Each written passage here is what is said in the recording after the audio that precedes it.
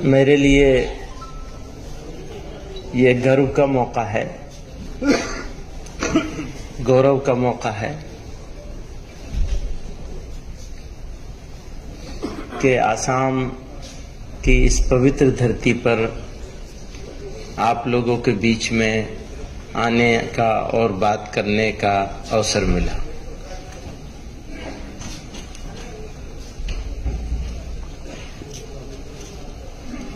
अगर हम यूनाइटेड आसाम की बात करें, पूरा आसाम जिसमें नॉर्थ ईस्ट की सारी स्टेट शामिल हैं, तो यहाँ के बसने और रहने वाले लोग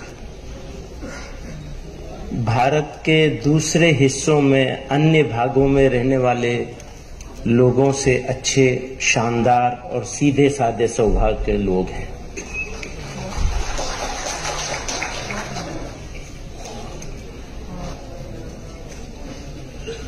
फिर हम अगर आसाम की पर्टिकुलर आसाम की अहम लोगों की बात करें तो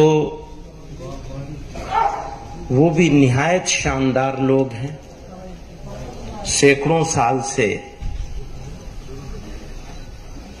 यहाँ के बसने वाले लोग, अलग अलग धर्मों के लोग आपस में जिस मोहब्बत के साथ, जिस अपनाइयत के साथ रहते रहे हैं, उसमें सबसे बड़ा रोल अगर किसी का है तो आसाम के उन लोगों का है जो आसाम के ओरिजिनल लोग हैं, मूल निवासी लोग हैं।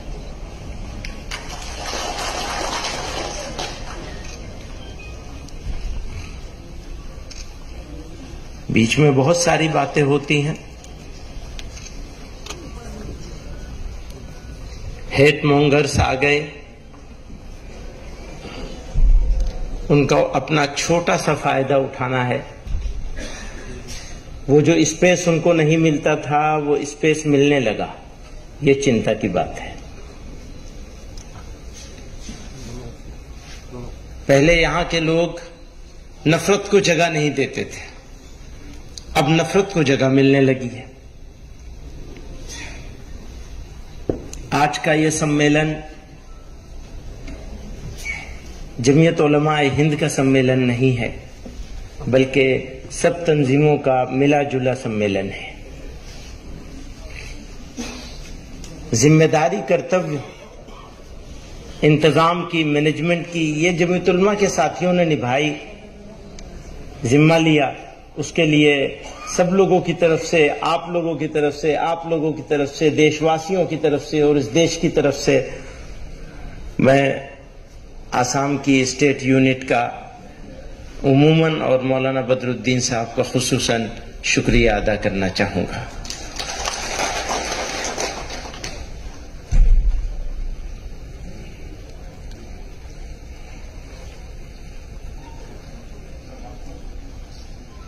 इकबाल ने कहा था, बुझी, ये भी इकबाल ने कहा था सारे जहां से अच्छा। उसी इकबाल ने कहा था, बुझी इश्क की आग अंधेर है, बुझी इश्क की आग अंधेर है, मुसलमान नहीं राख की ढेर है। वो शिकवा कर रहे हैं मुसलमानों से।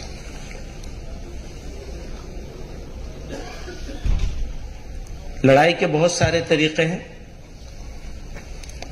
लेकिन हर एक तरीके पर अमल होगा और कामयाबी से अमल होगा तभी जब हम अपनी सोसाइटी को, समाज को ठीक जगह पर ले आएंगे।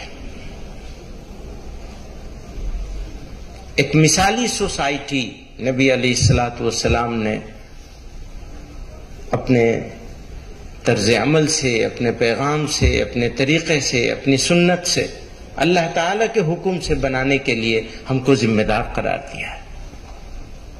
और यह भी डिक्लेयर किया है कि जब तुम इस जिम्मेदारी से रूगर्दानी करोगे, हटोगे, तो तुम्हारे साथ ये होगा, ये होगा, ये होगा, ये होगा और ये भी होगा।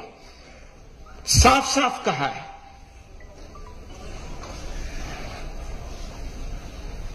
हम लोग जब यहां आसाम में और दूसरी जगहों पर इस तरह के बात लोगों के साथ संवाद करने की, डायलॉग करने की, बात करने की बात कर रहे थे, तो यह था कि एक कौम को प्लानिंग करके साजिश के तहत मायूस करने की, होपलेस करने की कोशिश की जा रही है,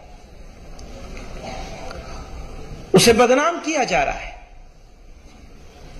कोई टीवी चैनल आप उठा के देख लीजिए, कोई अखबार उठा के देख लीजिए,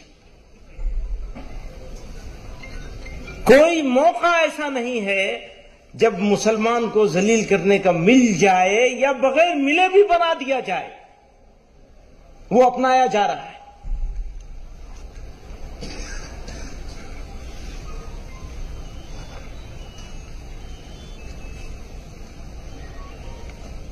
पूछते हैं अपनी ही बस्ती में हमसे, अपनी ही बस्ती में हमसे, अपनी ही बस्ती के लोग, अपनी ही बस्ती में हमसे।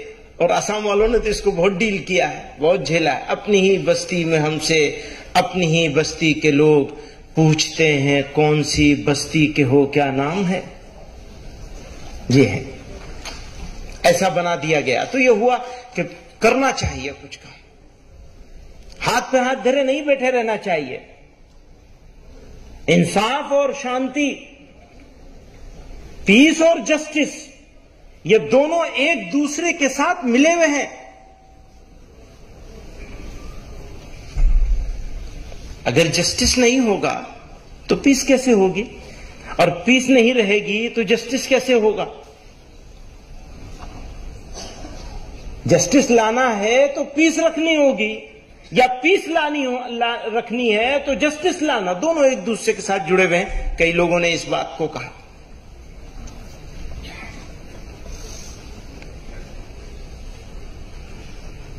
तो वो यही बात थी, लोगों के बीच में जाएंगे, लोगों को कहेंगे हां, एक दिल में ईमान हो और उसी दिल में डर हो या मायूसी हो, यह कभी नहीं हो सकता। ईमान और बुज़दिली एक जगह जमा नहीं हो सकते, ईमान और मायूसी एक जगह जमा नहीं हो सकते। कुर्बानी देने के लिए तैयार होना पड़ेगा, मर्जी के खिलाफ काम करने पड़ेंगे। मर्जी तो यह कि आराम है, बस आराम से बैठे, नहीं, आप आराम से नहीं बैठ सकते। आप खैर उम्मत हैं, आपको खड़े होना है, आपको इंसाफ के लिए बात करनी है, आपको शांति की बात करनी है और शांति स्थापित करने के लिए चेष्टा करनी है। कहते हैं शांति की बात तो वही करता है जो कमजोर होता है, जस्टिस भी वही मांगता है जो कमजोर होता है। तो ये जो आज का ये पैगाम है, ये कमजोरी की निशानी है। यही कहा जाता है। कौन करता है शांति की बात? जो दुर्बल होता है, कमजोर होता है। कौन करता है जस्टिस की बात? जस्टिस लेने की, जस्टिस की जरूरत किसे है? उसे ये जो दुर्बल है। तो क्या ये कमजोरी है जो हम यहां आज मौजूद हैं? नहीं, ये हमारी ताकत है। इस ताकत का एहसास कीजिए इस मुल्क के लिए। इसी गली की है खाक से। मौलाना बदरुद्दीन साहब ने मुझे शायरी पर लगा दिया, इतने सारे शेर सुना दिए, मैं क्या करूं। इसी गली की है खाक से, यही खाक अपनी मिलाएंगे। न बुलाए आपके आए हैं, न निकाले आपके जाएंगे।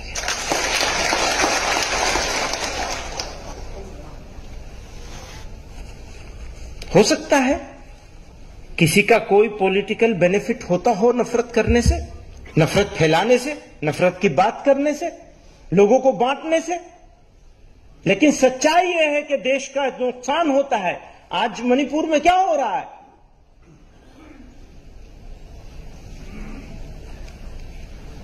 वही इंसान है। क्या फर्क हो सकता है किसी मितई में, किसी कुकी में? क्या डिफरेंस हो सकता है? औरत तो औरत है, बच्चा तो बच्चा है, इंसान तो इंसान है, मनुष्य तो मनुष्य है। आप कैसे फर्क कर सकते हैं?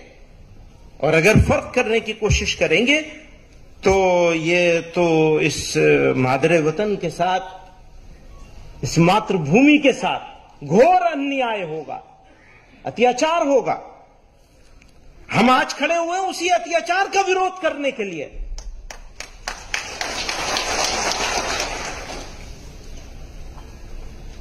जो होना है हो जाएगा, थोड़ी तकलीफें रसन, फिर थोड़ी सी तकलीफेदार, उसके बाद है दोस्तों आराम ही आराम है।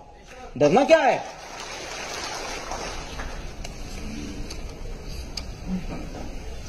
आपसे कहना चाहता हूं, हालात अच्छे हों तो मस्त नहीं हो जाता, और बुरे हों तो बेसब्र होकर परेशान नहीं होना है। दोनों हालात आएंगे आपके सामने। अल्लाह ताला ने कुरान में इरशाद फरमाया, वलनब्लुवन्नकुम बिशैइन मिनल खौफि वल जू'i व नक्सिम मिनल अमवालि वल अनफुसि वस्समरात। ये होगा तुम्हारा इम्तिहान। ये हो नहीं सकता कि ईमान हो तुम्हारे दिल में और तुम्हारे पास इम्तिहान ना हो। फिर फरमाया वबश्शिरिस साबिरीन, और बशारत है उनके लिए जो सब्र करने वाले हो जाए, इस्तकामत पकड़ ले मजबूती के साथ। और याद रखिएगा, कौमें किरदार से बनती हैं, कैरेक्टर से बनती हैं। अगर कैरेक्टर है तो कौम है, कौमें ताकत से नहीं बनती, कैरेक्टर से बनती हैं। और जब कैरेक्टर होता है, माफी के साथ, जब कैरेक्टर होता है तो उसकी जो ताकत है, उस ताकत के सामने दुनिया की कोई ताकत नहीं रुक सकती। कैरेक्टरलेस कौम कितनी ताकतवर कौम बन जाए, जमाना उसको भुला देगा, तारीख उसको याद करेगी, अगर तो बुराइयों से याद करेगी। बुरी चीज बुराई से याद की जाती है, अच्छाई से याद नहीं की जा सकती कभी। और हम अपने खालिक की तरफ देखिए, मखलूक की तरफ मत देखिए। मददगार अगर कोई होगा तो तुम्हारा खालिक है। खुदगर्जी और नफ्सा नफ्सी से बचना है। ये जो खुदगर्जी है ना, सेल्फिश हो जाना, बहुत बीमारी ये फैल गई है जमाने में। आपको परवरदिगार ने आपके लिए नहीं, दूसरों के लिए पैदा किया है। अगर ईमान है तो ईमान के तकाजों में से बड़ा तकाजा है कि आप अपनी तकलीफ उठाएंगे, दूसरों के काम आएंगे। गैर मुस्लिमों के साथ आपका ताल्लुक, मौलाना बदरुद्दीन साहब कह रहे थे कि हमें अलग अलग, यानी हम अलग अलग हो गए। इसकी सजा किसको मिलेगी? उसको मिलेगी जिसकी बड़ी जिम्मेदारी है। बड़ी जिम्मेदारी किसकी है? हमारी है ना, आपकी है ना। पहली जिम्मेदारी हमारी और आपकी है कि आउटरीच करें, डायलॉग करें, बातचीत करें। उनके साथ एक एसोसिएशन होना चाहिए वतनी बुनियाद पर। हमारी जमीन एक है, मुल्क एक है, हमारी जबान भाषा एक है, हमारा ताल्लुकात है, हमारी इज्जत और जिल्लत एक दूसरे के साथ वाबस्ता है। अभी बहुत ही खूबसूरत बात हमारे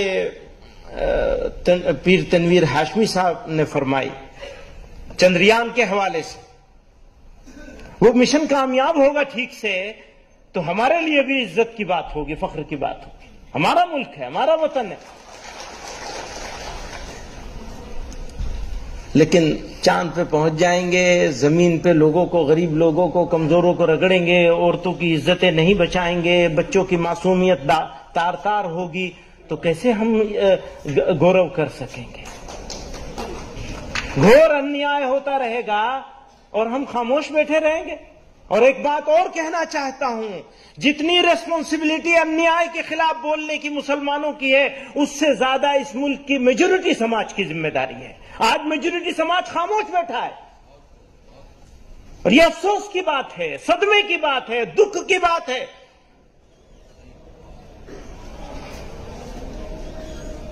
अगर कुर्बानी की जरूरत है, मेरे कुछ मिसालें हैं, वो कुछ ही हैं, इसलिए कि अपॉर्चुनिटी नहीं है। अगर अपॉर्चुनिटी है तो हमारा खून इस धरती के लिए अगर पड़ेगा तो हमारे लिए वो प्राइड का मोमेंट होगा, फख्र की बात होगी, गौरव की बात। और यह इसलिए होगा कि मैं मुसलमान हूं, मेरे अल्लाह ने मुझे हुक्म दिया है, मेरे कुरान ने मुझे हुक्म दिया है, मेरे नबी ने मुझे हुक्म दिया कि अपने वतन की हिफाजत के लिए जान दे दोगे तो तुम शहीद कहलाओगे। बुजुर्गों और दोस्तों, जो शिकायत मौलाना बदरुद्दीन साहब को थी वक्त की और सब लोगों की थी, वही मुझे भी है। जो शिकायत मौलाना फैसल वली रहमानी साहब को थी, वही मुझे भी है। बहुत कुछ बात करना चाहते हैं, लेकिन सबकी भलाई करिए। सिर्फ अपनी भलाई के बारे में सोचने से और चेष्टा करने से आपकी भी भलाई नहीं होगी। अगर अपनी भलाई चाहते हैं तो दूसरों की भलाई करनी पड़ेगी। और याद रखिएगा, रोने वालों को मंजिल नहीं मिलती है। रोना बंद कर दीजिए, अमल की तैयारी कीजिए, अमल करिए, कोशिश कीजिए, चेष्टा कीजिए, जिद्दोजहद कीजिए, कुर्बानी देने के लिए तैयार हों। अगर आप कुर्बानी देंगे तो तारीख आपको याद करेगी, भुलाए नहीं जा सकेंगे। और कुर्बानी नहीं देंगे, तनासानी में रहेंगे, बेफिक्री में रहेंगे। हाँ जी, सब ठीक हो जाएगा, कुछ ठीक नहीं होगा, ठीक करने से ठीक होगा, ठीक होने से ठीक कुछ नहीं होगा। हो सकता है, मेरा भी ये एहसास है कि लंबी भाषा बोलने वाले, ऊंची ऊंची बातें करने वाले, नफरत फैलाने वाले लोग और उनको रोकने वाले जिम्मेदार लोगों की जबान भी वैसे ही होने लग रही है। जो नफरतों को रोक सकते हैं, उनका रवैया, एटीट्यूड भी वो नहीं है जो एक जिम्मेदार का होना चाहिए। तो लोगों को लगता है रात थोड़ा लंबी हो गई है। हां, कभी के दिन बड़े होते हैं, कभी की रातें बड़ी होती हैं। याद ये मत समझिएगा कि रात हमेशा बड़ी रहेगी, सुबह भी होगी इंशाअल्लाह। व आखिर दावा।